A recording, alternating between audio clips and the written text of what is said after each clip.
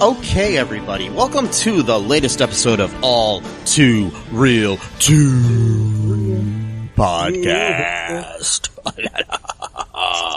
I don't know what that was, Matt. I think I need help. That's cool. Right. My name is Michael E. Cullen II, and with me, as always, is Matthew, the Winter Soldier, Haas.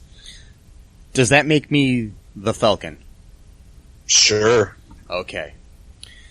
So, from now on, you must refer to me as the Falcon.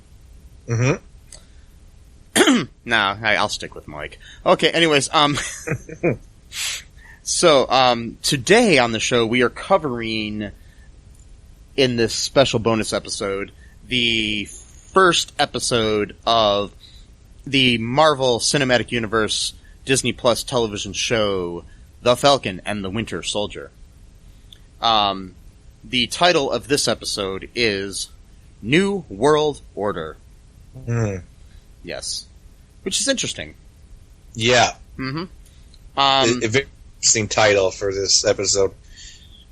Yes, it is. What was your initial reaction to this episode, Matt? Did you like it? Yeah, I loved it. I thought it was great.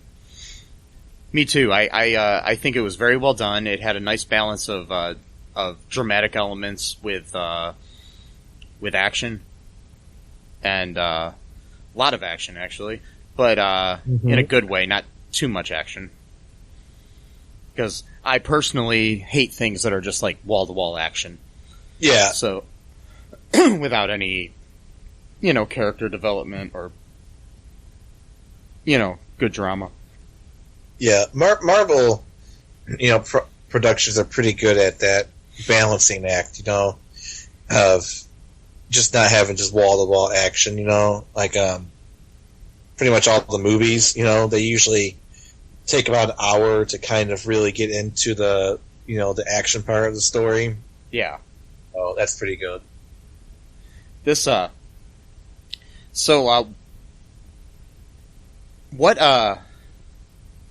happened in this episode here, Matt?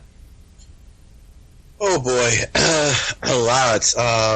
It pretty much opens with an action scene. Well, no, actually it doesn't, but pretty quickly into it. Sam,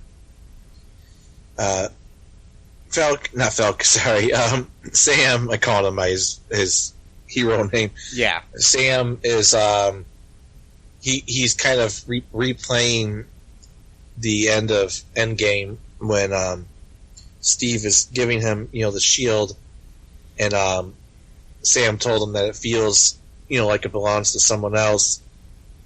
And, Steve says, well, it isn't. And he's kind of replaying that, in his mind, and he puts the shield in the bag. See, I'm not sure. Did it open with that, or did it open with the action scene? I don't remember now. It opened with that, and then I think it cut to the action scene, if I remember correctly. I'm not sure. Okay, yeah. Yeah, so he put the shield in the same bag that, Cap gave him. And then it goes into a scene, because he's kind of working for the Air Force, kind of like as a, independent contractor, I guess, or whatever. He's kind of working off the books, kind of like a mercenary in a sense. He's not doing hardcore stuff or whatever. He's trying to collect an asset for the military that's being kidnapped by the terrorist organization called LAF. I think that's what they were called. Yeah. And that's funny, so man. Laugh, get it? I'm sorry. They get it, laughs, yeah. And they had a great joke too. I mean, not really, but typical bad guy jokes. This guy's squirming like a fish. Maybe we should gut him like a fish. Stupid bullshit like that. Anyway, so I think he was speaking French. Goddamn French asshole. Wait, yeah, what? That was he was actually that was Batrock.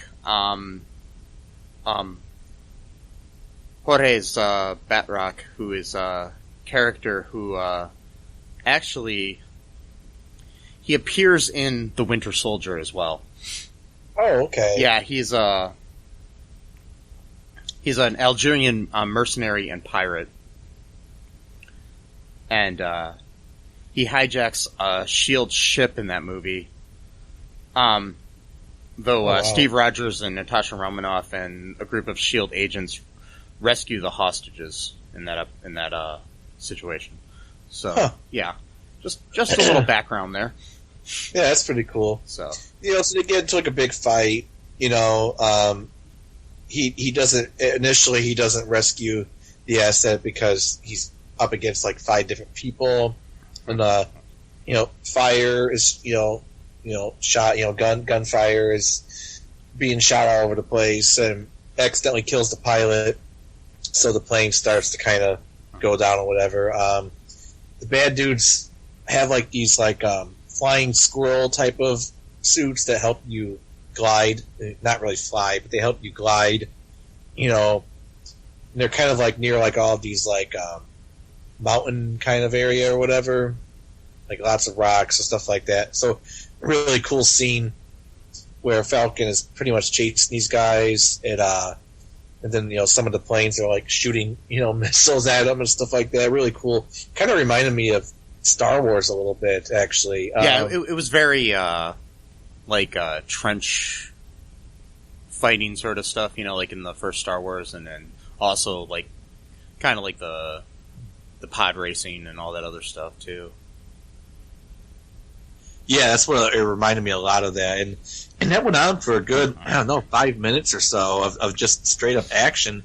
Eventually, he saves the dude, and then the guy that Sam's working with, his name is I forgot his first name, his last name is Torres. Yeah, it's Joaquin. And and he's like, punch in the air, like we got him, and then they're because that's the other thing, they were trying to avoid going into Libyan airspace because that was going to be a huge problem. So they just pretty much just got right before they got into Libyan airspace, and then the next thing is that they're in Tunisia drinking tea. By the way, Arabic tea is like really, really fucking good. Anyway, it just is. Tunisia is like North African / kind of Arabic. Whatever. I'm kind of getting into a weird tangent here, but no. Yeah. And Torres, I'm not sure about Torres beyond. I mean, I know in the comic books he becomes Falcon, and then Falcon becomes Captain America. So they kind of just basically they become.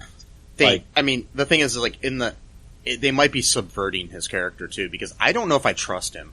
That's what I was gonna say. I don't know, because he mentions a group called the Flag Smashers, and Flag Smasher was a character in the comics who was a son of a diplomat or ambassador who got killed by nationalist terrorists, like hardcore conservative people, which we're not familiar with in this country. Anyway, and then so he responds to that by basically being like full on like anarchist, like no borders, no countries, nationalism is a disease, it's fucked everyone over, and then he becomes a terrorist essentially, which is interesting because he becomes a terrorist and he blames his terrorist actions on nationalists in order to prove how bad nationalism is. So it's like.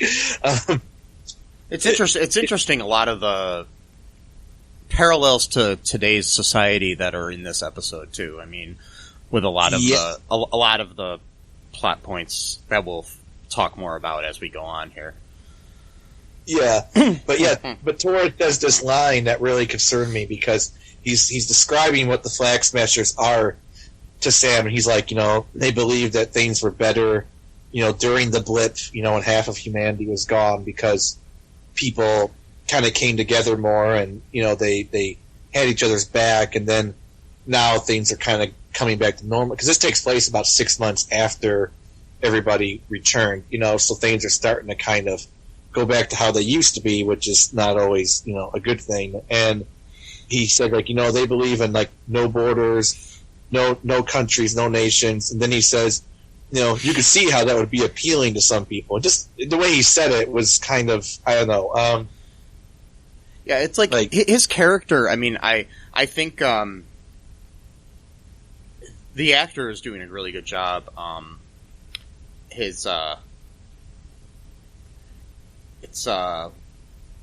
Danny Ramirez is the actor's name. He's doing a really good job in the role. He's just playing it in this way that you really can't read him. I was reading some things where people were commenting that his character was a boring, like, Boy Scout sort of character or something. But I don't see that. I think there's going to be more to it, and people are just judging it on one episode. I mean, give him time. He could end up being really cool or really evil or really anything, because he's still kind of a blank slate right now, based on this episode, so. I mean, it's kind of like Hayward and WandaVision. We didn't really know what his angle was for a while. Yeah. And I mean, I part of me hopes he is a good guy. Part of me hopes he is a bad guy too, because it would be interesting, So it's hard to say. Exactly. Yeah. Yeah. Plus too, because he was trying to mess with Sam's suit or whatever. Yeah. And Sam said, I've been working for the Air Force for 6 months, and every time you guys mess with my, whatever, it kind of screws it, things up. So that's kind of interesting. It's like sabotaging, like. Yeah. Makes you wonder if you can trust the military. Right, yeah. Right off the bat, which is interesting. So after this scene, and we do have this, where they're drinking the tea and stuff, and people recognize Sam as Falcon, and but we then cut back to what was happening after the beginning, where Sam was ironing a shirt and putting the shield into a thing. And did you talk about I blanked out for a second there. Did you talk about what Joaquin was saying about Captain America? Oh yeah, no, about the moon base or whatever. Basically, he's saying that people think that he might be on the moon, and so it was funny. He's leaving, and Joaquin asks him where he's going, and he's like, "I just got to take care of moon stuff." So I thought that was kind of funny, and so, that. He ends up in Washington, and in Washington D.C., and he's at the Smithsonian, giving a speech saying that we need women and men who are, suited for this time to take over as heroes, basically. Mm-hmm. So, and he donates Cap's shield to the Smithsonian, which has a whole little section about Captain America. And a lot of shit too. Yeah, and while he's there, Rhodey's there, aka War Machine. Mm-hmm. And Rhodey's putting, basically kind of wondering, like, why are you donating this sort of thing, into Sam's head. Mm-hmm. So, because there is a really cool shot in the episode where Sam is off center, looking at you see his reflection and the shield's reflection together in this glass, and you kind of, he's off center, not able to, basically not lining up with it to accept the shield, mm-hmm. which I thought was really cool. Yeah. It's just like he's just dealing with this, like, he's been gone for 5 years. Dealing with the fact, it's like he's talking at one point, and he's just saying that, like, his nephews, who were like babies when he left, are now like little men.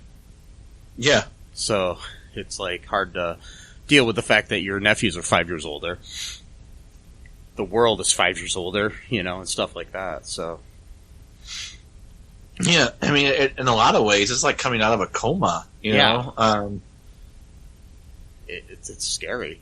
I can't think of that. You know, like just imagine if that really happened. Like if you wake up tomorrow and everybody you know is 5 years older. Yeah, it's really weird.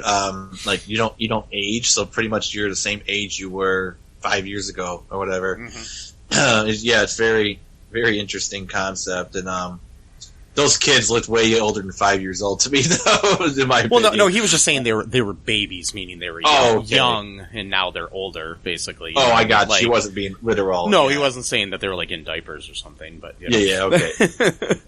Yeah, he was just being. I get it. Wait, like now they're they're about to go through puberty, sort of thing. So. Right. Yeah. So after he gives the shield to the Smithsonian, he visits his sister Sarah and nephews in Delacroix, Louisiana, which I do believe is actually the hometown of the actor who plays Sam. So. Oh wow. So basically, they're there trying to. He gets there, and his sister's basically struggling to keep their.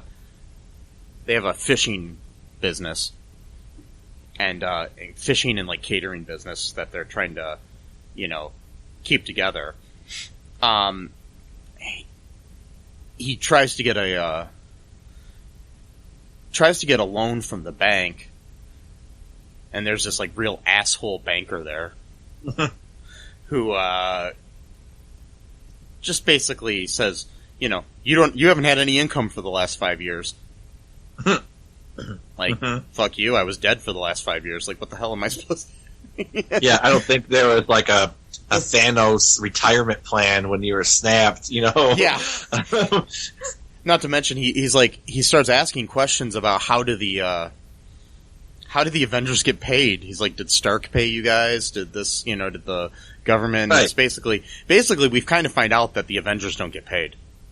Which is so fucked up. Stark should have paid them, and he's a freaking billionaire. I mean, Jesus Christ, dude. Well, I'm sure that there was, some, basically he kind of implies that there was, basically we relied on the kindness of strangers sort of thing, Right. So, and I mean, maybe, Stark did pay them a little bit here and there, so, but you think like when they started, S.H.I.E.L.D. would have paid them, but then S.H.I.E.L.D., was infiltrated by Hydra, so. Right, yeah, because they were working for S.H.I.E.L.D. first, I think, right? Back in the early days, like 2012 or whatever. First, that's right. They got infiltrated by Hydra. I got so scared, though, in this show when they got into Bucky's part of the story. When he says, "Hail Hydra," and I was like, "Oh God, let's not please don't let Hydra be like the main bad guy again." Or whatever. Me too. But it turned out it was a nightmare. Okay, good. So basically, what ends up happening is, he gets denied for the loan to help out him and his family's business. Mm-hmm. He thought he could get it, and his sister and him are fighting over the fact that she wants to sell the boat. That's their family legacy, basically. And it's interesting here because I think there's a lot of metaphors here with the fact that he doesn't want to give up this boat, which is his family's legacy. Mm-hmm. But he was willing to give up his shield, which is technically his family's legacy as well. Right. Because it's a legacy that his brother, Steve gave him. Right. But he didn't think he was ready for that. And gave it up. So, it's just kind of interesting that you kind of just basically, the things you struggle with in life, and how you realize that you don't think you're worthy of certain things. And I think they really delved into that. The emotional impact of being a superhero or being, feeling that basically almost like the imposter complex.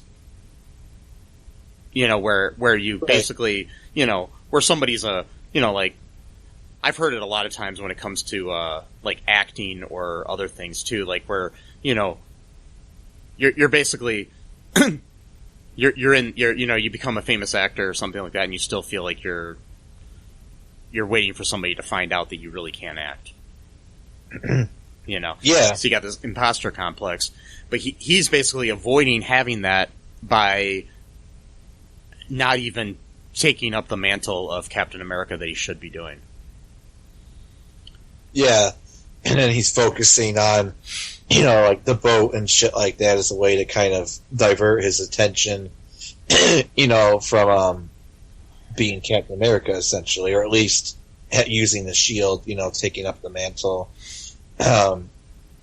Because like Sarah said, that's what she told him, is like, you went off and joined the military, you saw the world and stuff like that. I've been here the whole time. So I've actually come to terms with, the reality of things, because I've been here the whole time. So I've been, gradually basically coming to terms with the fact that, we might have to sell this boat. I know it's part of our family history. I know there's a lot of memories attached to it, but I've pretty much been staring at this boat, the whole time. And you know what I mean? Whereas for him, it's more of like coming home. Whereas, she is home. You know what I mean? Yeah, like, he's been gone for 5 years during the blip too, and you also think about it too. The fact is that, sure, Thanos had a bad way of dealing with things, but you did have this 5 years where there were more resources to go around. Mm-hmm. And possibly if the people didn't come back from the blip, she would have been better off. Yeah, right, because nobody knew that, everyone could come back. They didn't never, prepare or plan for that. So they just started living like things were, so therefore resources were allocated in such a way that made sense for half of, basically half of the world, and all of a sudden half of everything comes back again, and then now they have to plan for all this new influx. I mean, kind of like, a hospital who suddenly has 50% more occupancy just out of nowhere. You know what I mean? And they don't have enough medicine, they don't have enough beds. You know what I mean? Because they weren't preparing. Yeah, and it's really interesting to watch this through the gaze of the pandemic that we're living in too. Mm-hmm. Because you've got this whole, basically that's kind of happening in the hospitals. As you've got this influx of people with COVID, mm-hmm. and you don't have enough beds for somebody with, with a cut on their hand or something. You know what I mean? It's just, or something that's not as detrimental to life as a pandemic is. Yeah, it's interesting. Get your vaccines, people. Yep. Yeah. When you can. I mean. Yeah, I mean, some people can't yet. I scheduled mine already, so I'm gonna cool. I'm gonna be getting mine soon, which will be cool. Anyways, awesome. So anyways, do you want to take a break and then talk more about this episode here, Matt? Yeah, sure. Okay, we'll be right back, folks.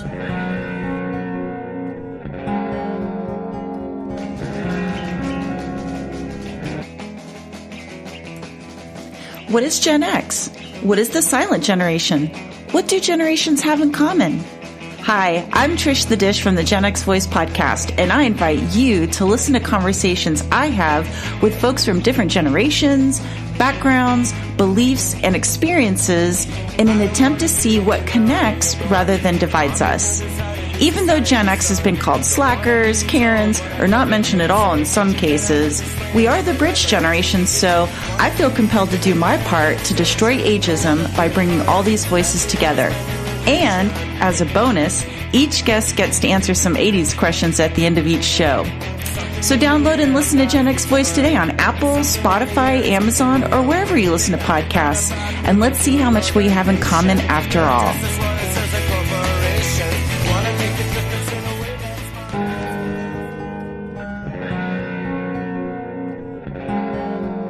And we are, what do you call it?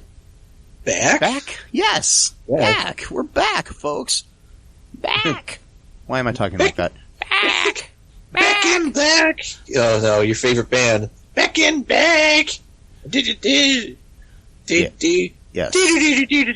Every album sounds the fucking same. Yeah. If you like AC/DC, fight me. Wait, no, don't. You might be my I ass. do actually like their first 3 albums are pretty good. Yeah. I mean, they are pretty repetitive. Mm-hmm. Then after that, it just becomes way repetitive. Like, if you can musically prove to me how their songs are different, I'd like to hear that. Yeah. I mean, I'm open. I'm open to this. Not you specifically, Matt, but I'm just saying anybody listening. If you want to send me an email, Mike at cullenpark.com. Maybe you'll change my mind. Maybe I'll start liking AC/DC. Yeah. No, even with Let There Be Rock, which is a really good album of theirs, there's one song that is very similar to another song from like a different album. Like I listened to it, I'm like, oh my god, like that's almost the same exact. No, It was almost the same exact riff from. It's long. How does it go? If you want to rock and roll, it's a. Can't think of the word. It's a long. How's it go? A long road. If you want to, whatever. I would have no idea.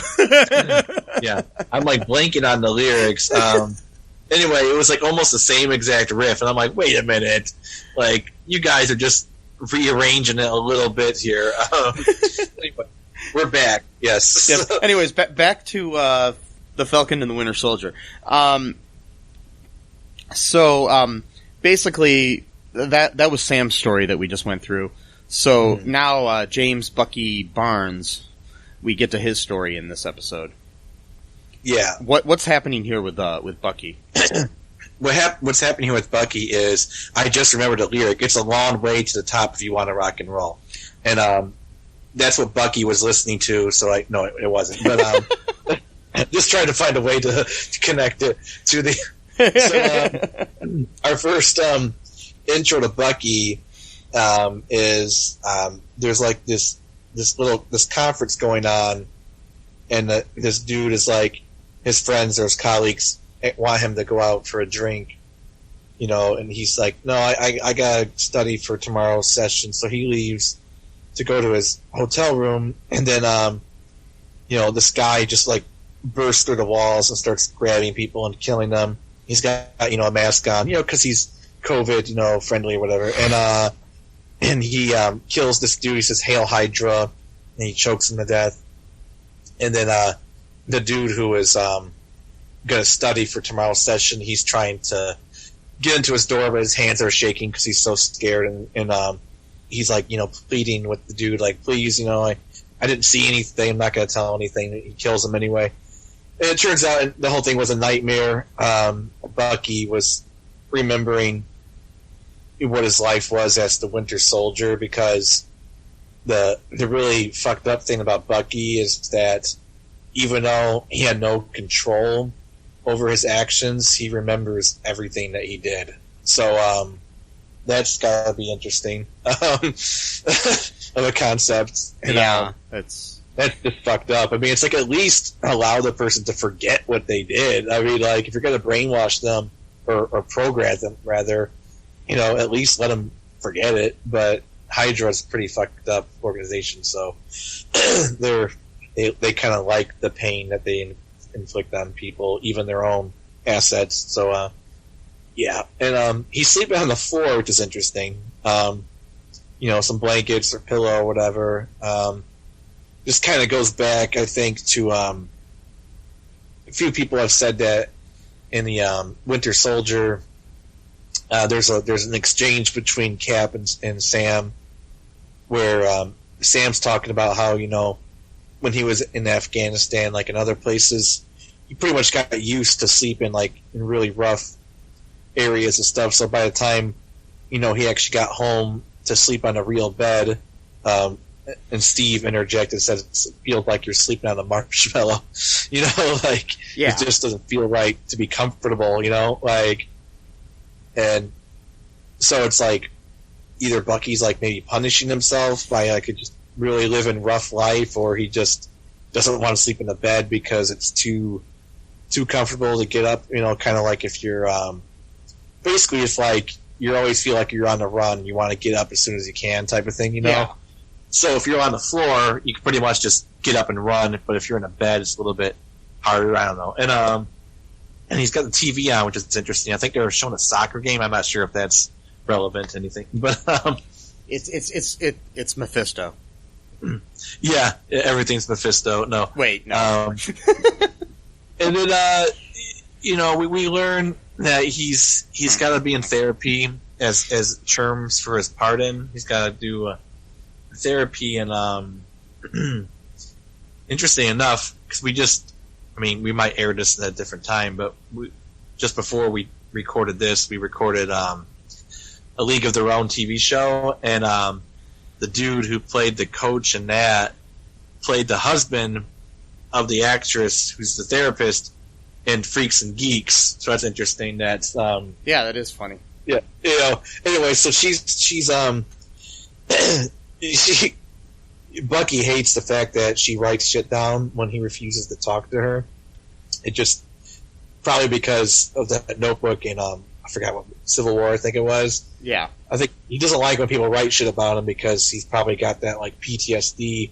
Like, oh shit, she's gonna write down like a code that's gonna brainwash me or whatever, Yeah. In the back of his mind, I mean, he knows she's not gonna do that, but just that kind of triggering, like, oh shit, like that's really passive aggressive, and it's like, well, you don't talk, I write, So, she's trying to get him to admit that he's had a nightmare because she pretty much specializes in PTSD, so she knows when someone's hiding, that shit or whatever. And he still won't admit it that he's had a nightmare, but he does have like this thing where he's has to make amends with all the people that he either hurts or helps, as an agent of Hydra, like a politician that he put in the power. It's his "My name is Earl" list. Yeah, exactly. That's what it is. That's literally what it is. Yes. And he, there's 3 rules. You can't do anything illegal. You can't hurt anyone.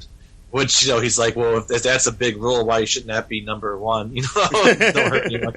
And then the third one is, I forgot what the third rule was. What was it? Oh well. I don't remember either. Third rule is something to do with you basically tell the person like who you are and what you're doing. And basically like, so he's like, I'm no longer the Winter Soldier. This is part of me making amends. So he basically got this congresswoman or a senator in trouble because she was an agent of Hydra, and he's the one that essentially put her into power. And even after Hydra, disbanded or fell or whatever, she pretty much just stayed in power doing her own nefarious things, on her own. And he got her in trouble. And he lied about that, said he didn't do anything illegal. He's like, he did. He programmed the car so he could drive it via remote control. I'm pretty sure that's illegal. Yeah. And she tells him, you need to like nurture your friendships, because Sam has been texting him and he's been ignoring all of those texts, and he needs to get out more. He needs to, meet new people and stuff because he only has 10 phone numbers in his phone. And she says, I'm the only person that you've called this week. That is so sad. And then he meets this dude. He doesn't meet. He goes to lunch with this old Asian dude every week, and he's named Yori. Named Yori, and this guy, his neighbor, is like throwing his own trash into Yori's trash bin. And he doesn't like that. And he's like, well, what difference does it make? It's all trash. And he's like, he wants to fight the guy. It's like this 20-year-old dude or whatever, named Unique. And then they go to like a sushi bar, and Yori could see that the woman who's working behind the bar is kind of flirting with Bucky a little bit. So then he does the whole wingman thing, like, oh, he wants to ask you out on the date and all this stuff, And she's like, yeah, that's fine or whatever. You can come by at 10 or whatever when I'm done with my shift.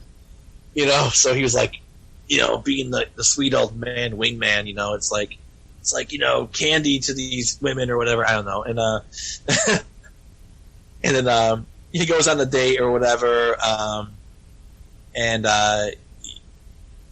it's not her fault, but, she's bringing up a lot of stuff that's making, Bucky feel a lot of guilt, because it turns out is that, he's the one that killed that guy's son. The guy in the beginning, or during his nightmare. The guy we see during his nightmare is his son. Yeah, and he knows this. This is the reason why he befriended the guy in the first place, to kind of like basically help him out, like so he's not just living alone and not having any friends. But he doesn't really want to tell him that he's the one that killed his son, because they were having dinner, lunch together at the sushi bar, and the guy looked over at some of the sushi and was reminded that was like one of his son's favorite dishes or whatever, and just kind of, and he never really knew how he got killed. Like he always felt that it was suspicious and that there wasn't really enough adequate information that was told to him that really made sense. That kind of like they're hiding something and not really telling the full truth, and he could never really fully get closure from it, because he didn't really quite know why someone would want to kill him, all this kind of stuff, and so she's kind of asked, she says like this thing, by the way, which is interesting, the same exact dialogue almost verbatim was in 6 Feet Under, because someone had a video clip and they played them both back to back or whatever, and she's like, when someone's spouse dies, they're either a widow or a widower. When someone's parents die, they're an orphan, but there's not really a word for someone's whose kids die, and then he just gets up and leaves. Yeah, I mean that's an old. That's I mean I know it was in 6 Feet Under, but it's also like an old concept too that's been around for a long time. I mean the same, mind you, 6 Feet Under is one of the best written television shows in history. But yeah, it was still, it's an old concept that has been around for a long time, with the idea that there really is no name for someone whose kids die before them. Yeah, it's fucking weird. Yeah. I don't know. But basically, yeah, he leaves the date, which I thought was cool too. I mean, I don't know if there's any, significance here, but she had board games behind the behind the counter for when she gets bored at work, and they play Battleship, which I think is interesting. Yeah. So it could, be symbolic of something, like just the, within the writing, with the whole idea of like the battles that Bucky's going through in his mind and things of that nature. And trying to deal with getting back into society and everything. Right. And also, too, it said electronic set, but it was just the regular. So I wonder if that's interesting, too, because kind of like, since he's kind of like Steve, where he comes from a different time, they're playing like the old school version of it, not the electronic, whatever. Interesting. Yeah. Mm-hmm. I mean, and there is a point, like, I think it's funny too. She asks him about his gloves. Oh yeah, that's right. And he's like, "I got poor circulation." It's more like no circulation, really. I mean, it's. Yeah. Wait. So are both of his arms metal, or just one? Just one, I think. But still, it's just funny that Yeah, no. I got. Oh yeah, to which he's like, "You sound like my dad," because he said something like, about how like online dating stuff, like tiger photos, like I don't even know what I'm looking at sometimes or whatever. Yeah, and then she's like, "Wait, yeah," and she's like, "How old are you?" And he's like, 106. Yeah, which he is. Yeah, exactly. So she just laughs at that. Yeah, it's kind of funny. Yeah, yeah.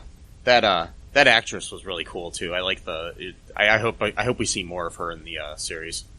Because she's a good actress. She's cute and she's funny and everything. I like that too, So, yeah.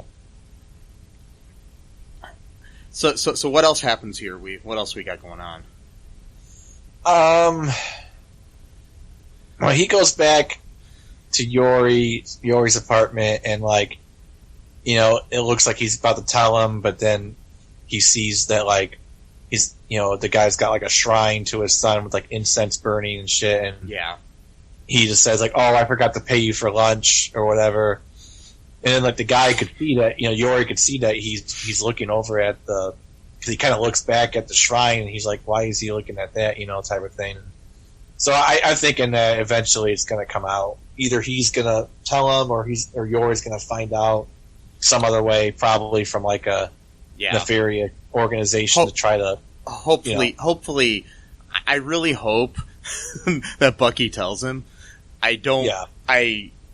It's like the whole thing with, like, that really bothered me about the early seasons of Arrowverse shows.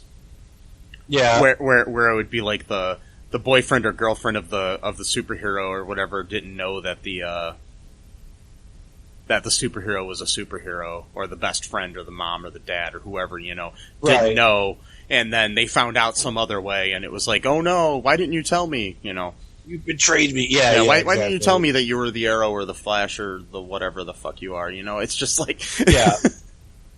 Yeah, it's just... Hopefully it's not something like that.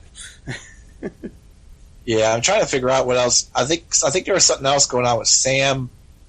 Oh, basically, we had the whole Flag Smasher scene. Oh yeah, that's right. Yeah, because where Torres is becoming part of some kind of like flash mob sort of thing that was set up like on the internet for the Flag Smashers, where they were robbing a Swiss bank.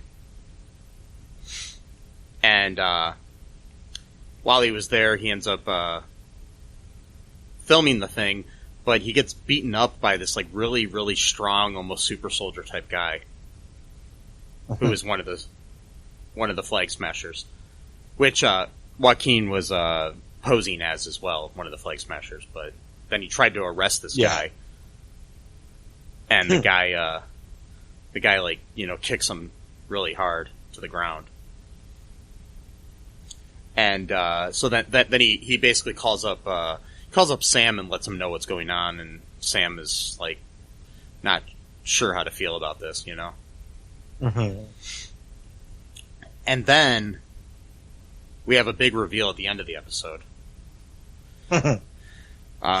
Sarah's watching TV, tells Sam to turn it on, and there's this news broadcast, and this government official that Sam had talked to at the Smithsonian is announcing, revealing a new Captain America at the end. And Sam has this like what the fuck look on his face, like basically like he's been betrayed. Right. He's like, God damn it. Yeah. I gave up the shield, and now they... Well, plus two, because the guy said... So we're going to get into... I think we're going to get into the Flag Smashers are going to be more involved, because this new Captain America was being depicted as like specifically an American hero, because he's like... Yeah, and of course he's a white, as we know by the actor Wyatt Russell who's playing him. He's a blonde-haired, blue-eyed, Aryan white guy, so... Right, because he's like, we've had all these, heroes, helping the world, and we appreciate that very much, but America needs like its own hero just for her, kind of protect herself or whatever. And it's like, well, wait a minute, the Avengers were already doing that. It's like, anyway, whatever. And it's kind of like the words that Sam said at the Smithsonian are coming back to bite him. Because he said we need new women and men for the times, but that's not really what he meant. And I think a lot of it, there's a lot of symbolism here to what's going on in our real world, or at least what was when they were writing this show, where you have this whole "Make America Great Again" sort of bullshit, right? Where saying that we need new heroes for this time, but what they're doing is trying to go back to what the world was like in the 40s.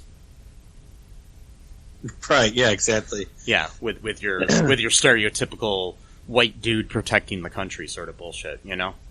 Right, yeah, like the propaganda, because like they even showed posters where, you know, Captain America saying, you know, buy war bonds, you know, invest in war bonds and shit like that, you know, which, you know, he didn't really even want to do that crap in the first place. That was part of his job or whatever. Yeah, it's just interesting. And, Wyatt Russell, who, by the way, is an awesome actor, and he's the son of Goldie Hawn and Kurt Russell. So, oh, wow. Yeah, so. Hey, cool. Yeah. I can't remember the name of the episode, but he's in this Black Mirror episode, which is, like, really amazingly good. So, yeah, look that up, people, and watch it. It's a really good episode. I don't want to give away anything from the episode, so just watch it. Yeah. Do it. Yeah, the other thing, too, when I was talking to you earlier, how he literally does not look good in that suit. Like, he literally is not suited for the job. Like, he looks weird in it, like, to me at least. Like, even the mask, it just doesn't look like it fits him correctly, you know? Very much like our MAGA president didn't look good in his suits. Yeah. And his ties that went down to, like, his feet and shit, yeah. That guy, who was his name? I don't remember. I refuse to say his name. But, anyways, yeah, I know. Yeah. That guy, yeah. That guy. He's no longer in office, so I don't have to worry about that fucker. I just gotta worry about other fuckers. So anyways, for the time being, until he comes back in 2024. Yeah, exactly. Yeah. So, anyways, do you want to take a break here, Matt, and then talk about some trivia and some other things about this episode? Yeah, sure. Okay, we'll be right back. It's the ninja from the Ask the Angry Ninja Show saying, come listen to the show. We got the ninja wife to give you your movie reviews. We got the conscript to give you the ninja news. And we got the battle to talk about your sports. And as always, it is the Ask the Angry Ninja Show. So ask me a question and we'll give you the ninja knowledge you need for your ninja life. Search for us anywhere you get your podcast from. Just search for the Ask the Angry Ninja Show and enjoy the show.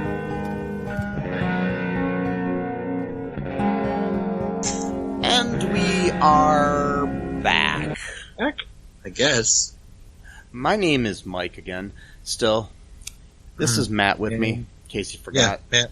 Yep. So, do you want to hear some trivia about this episode here, Matt?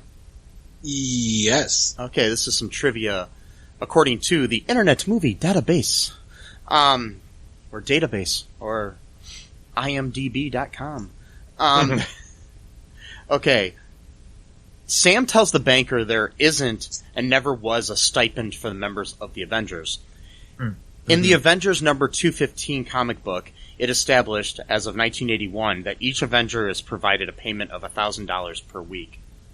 Mm. This is worth $2,900 in 2021 dollars.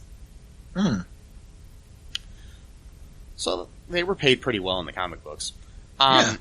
In Captain America the Winter Soldier, Sam Wilson had a conversation with Steve Rogers in which he mentioned that his bed was too soft, and after he returned from the war, because he'd become used to sleeping on the ground, and as you pointed out in the episode too, Bucky Barnes is shown sleeping on the floor of his room with no mattress, implying that he feels the same way.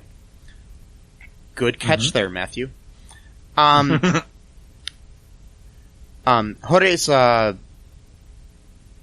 Batroc, played by Horace St-Pierre, was last seen in Captain America the Winter Soldier, as I pointed out, hijacking the Lumerian Star, a S.H.I.E.L.D. ship used to launch the InSight satellites. John Walker, that we see at the end of the comics, at the end of the episode as the new Captain America, is also known as U.S. Agent in the comics.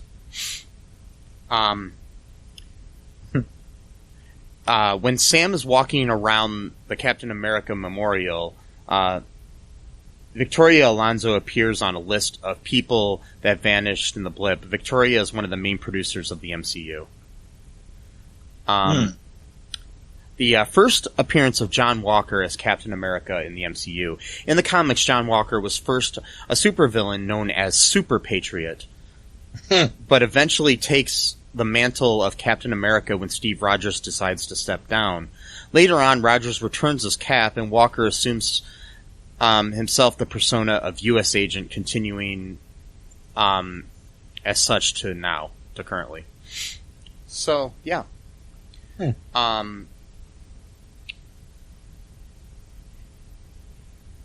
Here are a few things that I never really point out normally. Here's some factual errors in the episode. At the scene set in Switzerland, one car is marked, I'm not going to try to pronounce this, but it's SICHERHEITSDIENTS. The correct spelling is SICHERHEITSDIENST. Don't know why, but I just felt like pointing that out. Level flight is not possible with a wing suit. The very best that can be achieved is a glide ratio of about 3-1. So if you're 50 feet above the bottom of a ravine, you'll crash after traveling only 150 feet along. There are lots of videos which appear to show level flight, but they're filmed just above sloping mountainside.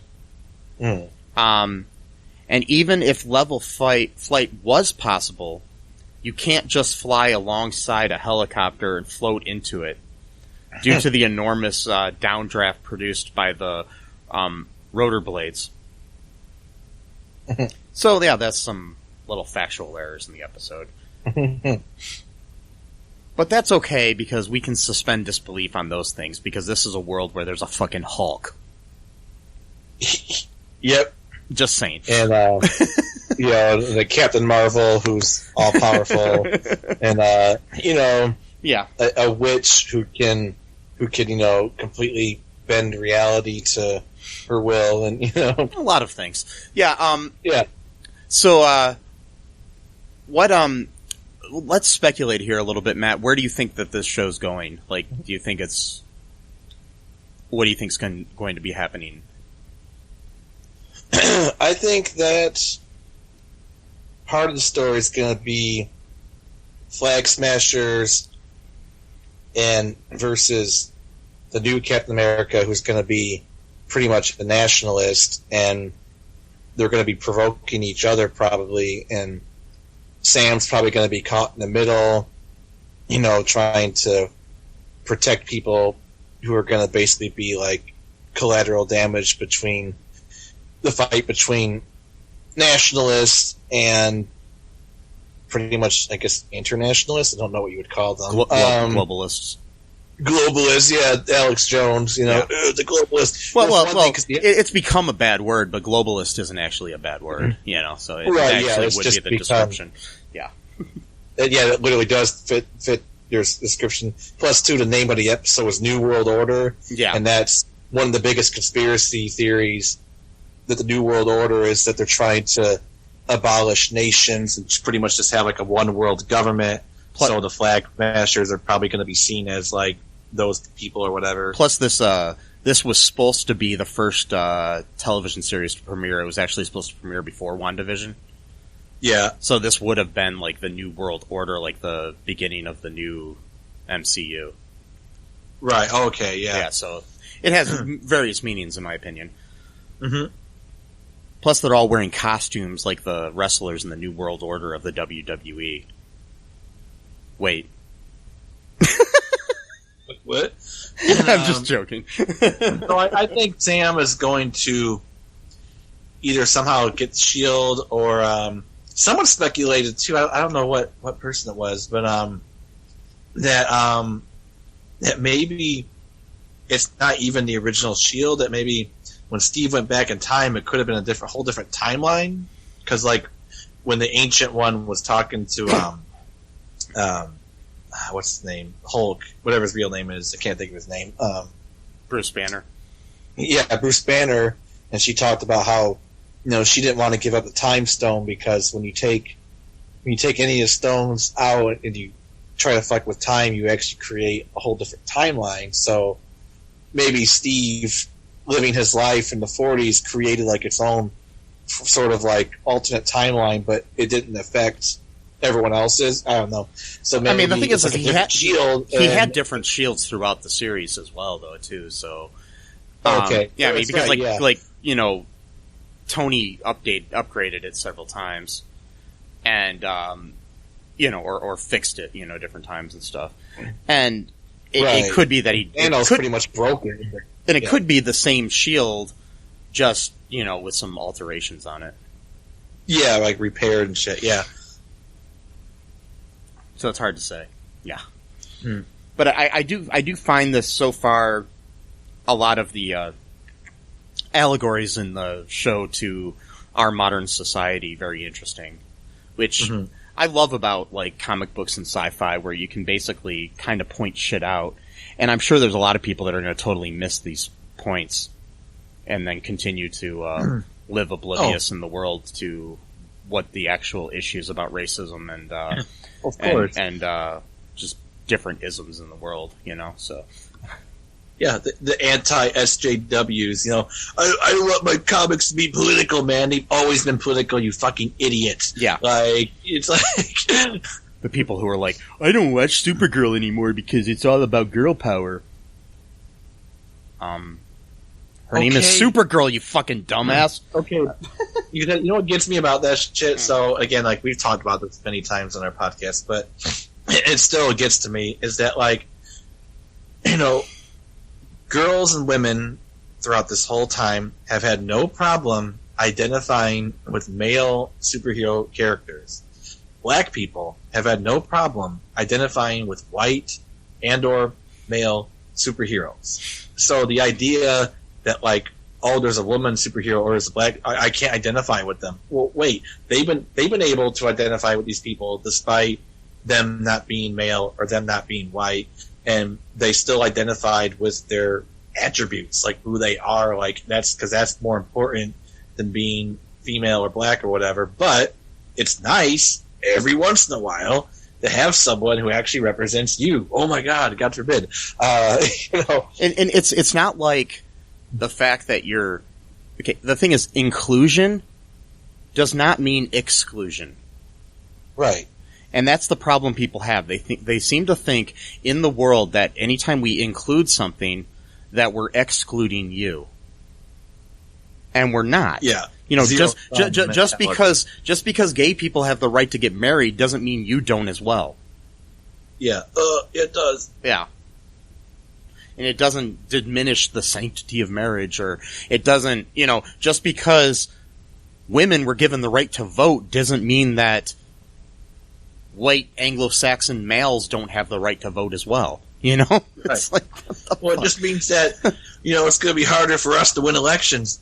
Yeah, that's what democracy is. Sorry. Yeah.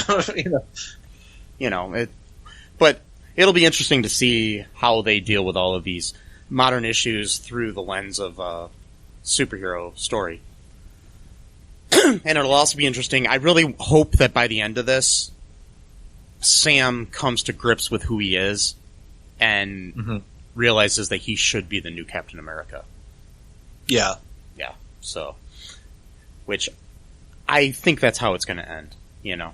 This is only 6 episodes as opposed to the 9 that we had with WandaVision, so. Oh, shit. Okay. Yeah, but the episodes so far seem longer. Hopefully they continue to be. Right. Because like this episode was like, I don't know, like 47 minutes long or something. So it's definitely a lot longer than most of the WandaVision episodes. So we'll see, and hopefully you guys, do you have anything else to say here, Matt, before we wrap things up here? No, not really. Just I hope you get a chance to watch it, and see what you think about it. Well, if you haven't watched it and you got this far into this episode, that's kind of weird. Well, sorry. Yeah, we spoiled everything, so yeah. But anyways, but you were warned, anyways. In the description of the episode that this is a spoiler-heavy episode. So, anyways, I just join us next week when we talk about the other episodes. Listen to our other our other episodes of our show, if you like our banter. The latest episode that we have is our reaction to the Uncle Buck 1990 TV series pilot in our series that we started called Pilot Error. It's interesting take on the Uncle Buck series. So yeah, hope you enjoy that. You can watch that if you want to watch the episode too. It's on YouTube. If you want to watch that before you listen to our episode that we just posted this past Friday. So yeah, hope you enjoyed this episode. Follow us on social media. Check out our All2ReelToo podcast group. You can tell us what you thought of the episode as well. And you can also send me if you don't want to go on there, if that's, if you're boycotting Facebook or something. Send me a message at mike@cullenpark.com, and we may read your comments on our next episode if they apply to what we're talking about. Yeah. Check out our TeePublic, our Patreon. Help support the show, please, if you want to continue to receive this excellent content that we provide for you.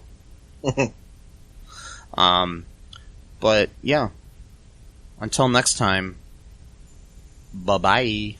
Hey. Thanks for listening to All2ReelToo podcast, a Cullen Park production. Produced and edited by Michael E. Cullen II. Music by Matthew Hawes. Subscribe and share the show. Visit us at cullenpark.com.